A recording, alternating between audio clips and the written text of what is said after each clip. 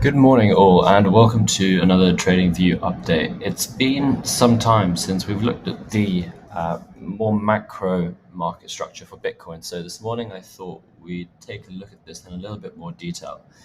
The main idea that we've been going with, for the last few months, is that Bitcoin is um, essentially looking to have a five-wave upwards impulsive move, which started back in the end of 2018, which is when that bear market of 2018 came to an end. More recently, or since the beginning of last year now, we've been in this fourth wave where Bitcoin has essentially been trading sideways without any real upwards movement, at least no new all-time highs since November. Now, the fourth wave was very interesting. I think everyone was of the opinion that as we started breaking through these all-time highs back in November of last year, that we would actually just continue going higher. We saw big sell-off then towards the end of the year, with multiple fundamental factors influencing price as 2022 kicked off as well. And we essentially thought that this fourth wave so far, this is back in January, we thought that the fourth wave, zoom in a little bit, would look a little bit like a running flat, where you essentially have you get this first corrective move, higher, lower, higher, where both where the entire market structure is still positive. You're trading in this parallel channel, and that this new move up back at the beginning of February was essentially the first leg of that final fifth wave move up towards new all-time highs. Market's still been trading sideways since then. We've not really yet found that renewed momentum that we need to push higher. So the other opportunity, the other kind of scenario that we considered back then was that we'd have some sort of triangle take place over the end of the fourth wave, with seeing price compression before the final aggressive or explosive move to the upside. So since then, what's happened? So bearing in mind, this was back in January where we plotted these out, and it was always a bit unclear as to where this D or where the fourth leg of this triangle would take place. Now, since then, we've seen some pretty interesting price development. The first thing to notice is that the latest move lower, if we extend using the pitchfork from the previous high from the 13th of February, the low from the 24th or 23rd of June, and then the current all-time high from the 5th of November.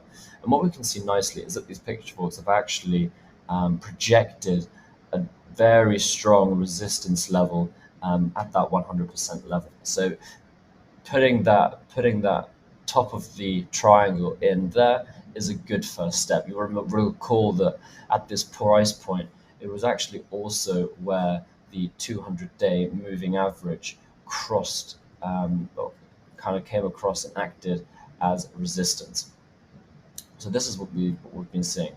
Now below us, the bottom of the triangle has just been made by the local lows from the 24th, 25th of Jan. Again, similar lows that we saw on the day of the Russian invasion and on the 25th of January. So we've got this triangle structure becoming much more apparent. And we can see now how we're essentially looking at something like this to play out over the course of the coming months. What this means is that we'll likely continue to see at least one more retest of the mid 30s. Maybe even within the next month before we then start to move higher. But this is really the main macro structure that we are seeing at this moment in time.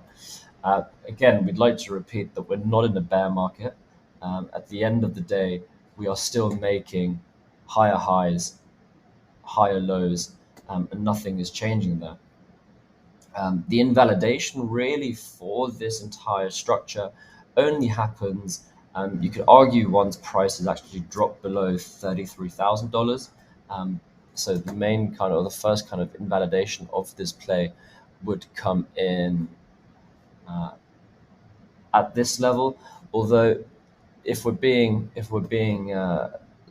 completely accurate and looking at the entire more bullish market structure, the bullish market structure doesn't become invalidated until we actually drop below 28,700.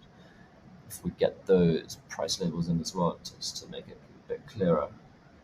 So we're looking at 32,800 roughly, and then we're also looking at 28,000. 28,600. So these two levels, 32,800 being the invalidation for this triangle, which for now is in play. Overall bull market invalidation, change into a bear market structure if this 28,644 level is broken. But until then, we're all good. If we do indeed drop much, much lower, then we'll start to look at Bitcoin's logarithmic growth curves again to see where price might go. And as you can see here, hitting these two levels this month, it's definitely still possible. It would have to be a pretty aggressive move down. But if we start to look, or if we see prices move towards 28,600, that'll be the first time in Bitcoin's price history, apart from the COVID crash back of March 2020, that we actually spent a long period of time below this trading corridor that Bitcoin has found itself in for the majority of its life. The 200-week moving average would almost, or has historically acted as that ultimate threshold. If we change this to 200 weeks, 200 weeks, then we're looking down here to find ultimate support at around 21,500. This would be in line that if this level is indeed tested as ultimate support, then we would be fulfilling the kind of rule, or we would be repeating history when we say that the lows from the next cycle never actually touch or retest the lows from the highs from the previous cycle. So you remember back in 2017 we had 19,864, 200-week now trading above that level.